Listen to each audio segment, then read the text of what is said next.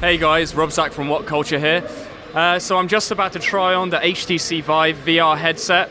After everything I've heard about it, I'm a little nervous. I'm really excited.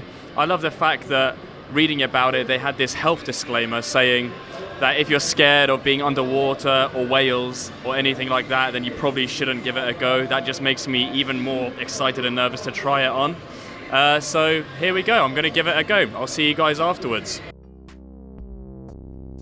I had high expectations for my hands-on with the HTC Vive.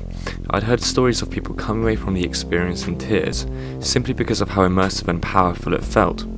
While I thought of myself as being made of stronger stuff than to let a piece of tech bring me to tears, I can certainly see the sentiment after trying it on for myself. During my experience, which took me to an underwater shipwreck, an encounter with GLaDOS from Portal, and a VR puzzle, I lost all sense of the outside world, except for when the cables, invisible in the VR world, got tangled beneath my feet. The fact that I was moving around the space was the real clincher here. When the whale fin in the underwater sequence glided by my head, I took a few steps backwards. When I had to construct a little buggy to guide a ball to a target, I was down on my hands and knees putting it all together. The fact that I wasn't stationary or seated added an unprecedented layer of immersion. The visuals were of an outstanding quality too, and barely a pixel was visible in the display, though there was still a bit of blurriness that needs some ironing out.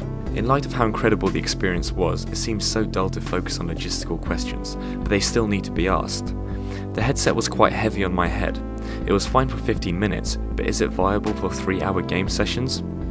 It'll also be interesting to see how it deals with smaller spaces, rather than the optimized spacious booth at EGX.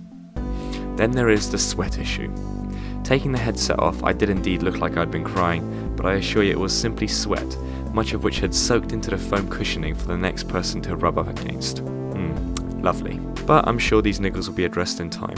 On a technical level, the Vive is quite possibly the most impressive piece of tech kit I've ever tested out. So I've just had a go on the HTC Vive. It was an absolutely mind-blowing experience.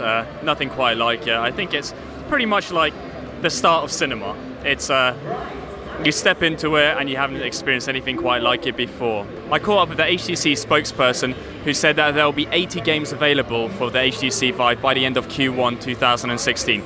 Some of these will have the support for VR added retroactively. Some of them will be designed just to be used with the HTC Vive. The great news for UK gamers is that it'll be available in limited supply by Christmas 2015.